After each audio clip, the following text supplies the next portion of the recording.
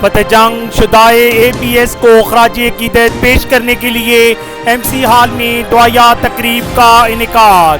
دعائیہ تقریب میں assistant commissioner فتح جنگ ملک عظیم شوکت عوان CO خان بادشاہ کی خصوصی شرکت۔ ہم آپ کو آگاہ کرتے چلیں کہ فتح جنگ شدائے APS کو خراج عقیدت پیش کرنے کے لیے MC ہال میں دعائیہ تقریب کا انعقاد کیا گیا۔ دعائیہ تقریب میں اسسٹنٹ کمشنر فتح جنگ ملک عظیم شوکت عوان CO خان بادشاہ نے خصوصی طور پر شرکت کی۔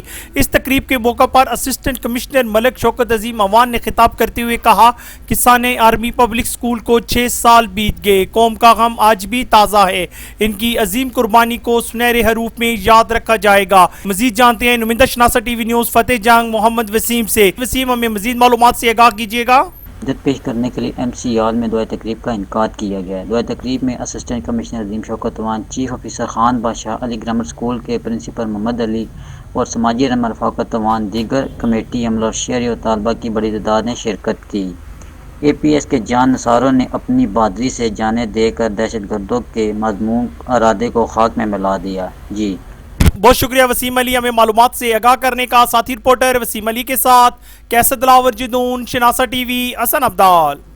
دیکھتے ہیں آپ کو علاقے بھر کی ہر خبر سے مزید باخبر رہنے کے لیے ہمارا YouTube چینل سبسکرائب کریں۔ سبسکرائب کے لیے ویڈیو کے نیچے لکھے سبسکرائب پر کلک کریں اور بیل آئیکن دبا دیں۔